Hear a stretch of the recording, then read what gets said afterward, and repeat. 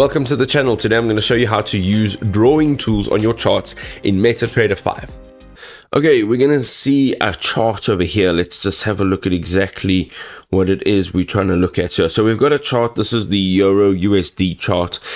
And what we want to do is simply tap on the chart and you'll see there's a little symbol over here. It looks like a bunch of objects together. Here you can use texts.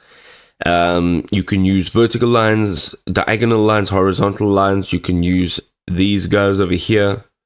So if you go ahead and tap on that again, you can use arrows, any one of these, and quite simply tap on it. And then you'll be able to literally place it down there. So here it is. All right. You can move about and you can tap on that line again. Of course, you can hit the pencil button. You can rename it. You can change all of its properties over here.